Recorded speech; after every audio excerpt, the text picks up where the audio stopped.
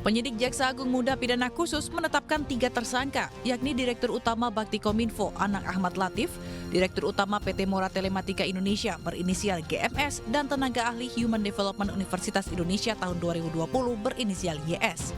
Pengadaan menara bernilai 10 triliun itu diduga merugikan negara sebesar 1 triliun rupiah. Tersangka Anang diduga dengan sengaja mengeluarkan peraturan yang telah diatur sedemikian rupa untuk mengatur pemenang tender proyek tersebut dengan harga pengadaan barang yang sudah dinaikkan.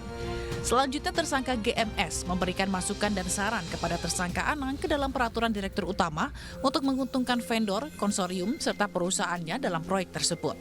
Sementara itu tersangka YS melawan hukum telah memanfaatkan lembaga Human Development Universitas Indonesia untuk membuat kajian teknis yang mengakomodir kepentingan tersangka Anang.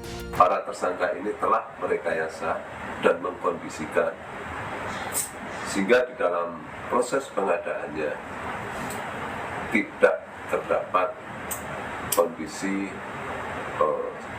persaingan yang sehat, sehingga pada akhirnya diduga terdapat kemahalan yang harus dibayar oleh negara.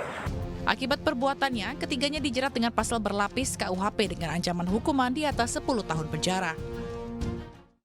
Menkominfo Johnny G. Plate menepis kabar mundur dari jabatannya di Kabinet Indonesia Maju. Johnny meminta masyarakat menjaga akurasi dalam menyebar informasi.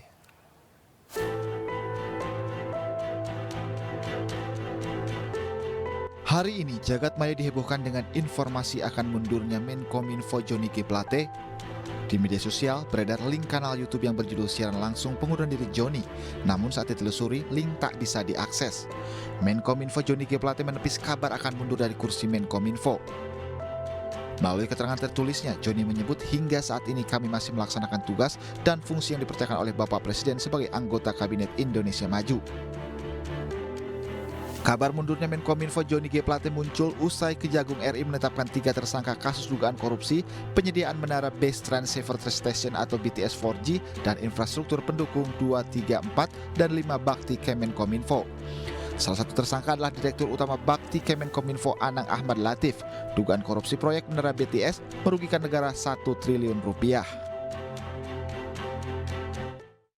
Kepala Staf Kepresidenan Muldoko bertemu dengan kelompok supporter Aremania terkait tragedi Kanjuruhan. Keluarga korban meminta penanganan hukum kasus tragedi Kanjuruhan dilaksanakan secara adil dan transparan.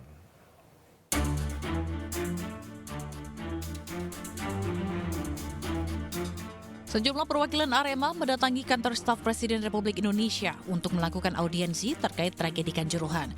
Mereka menyambangi Kepala Staf Kepresidenan Muldoko untuk menuntut keadilan bagi para korban.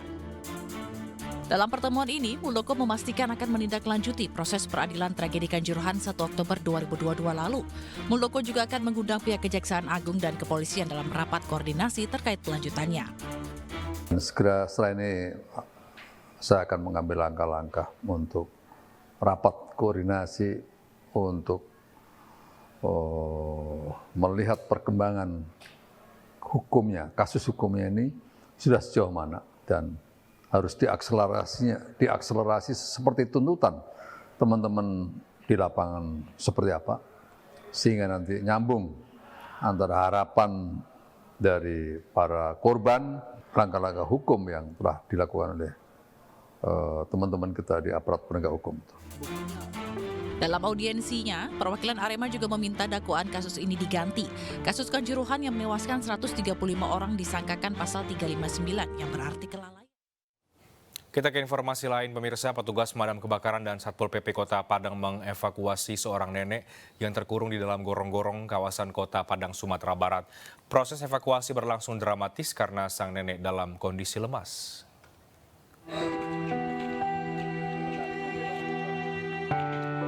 8 orang personel petugas gabungan mengevakuasi seorang nenek yang diduga tunawisma dari sebuah gorong-gorong di pinggir jalan raya Mata Air Kota Padang. Proses evakuasi dari gorong-gorong berukuran 60 cm dan panjang 5 meter ini dilakukan setelah mendapat laporan dari warga. Kecilnya ukuran gorong-gorong sempat menyulitkan petugas untuk masuk ke dalam lubang, namun 30 menit kemudian, akhirnya korban berhasil dievakuasi dan dibawa ke puskesmas untuk mendapat perawatan medis. Tidak bisa dievakuasi dengan masyarakat karena ada rasa ketakutan atau orang bagaimana itu yang takut atau melawannya nanti, sebab keadaannya waktu kita periksa itu udah mendingin badannya dalam keadaan sakit. Selanjutnya sang nenek yang diduga berusia 80 tahun ini dibawa ke dinas sosial. Pemirsa, Mahkamah Agung memutuskan seluruh aset milik First Travel dikembalikan untuk para jemaah yang menjadi korban penipuan. iNews Prime akan kembali dengan informasinya sesaat lagi.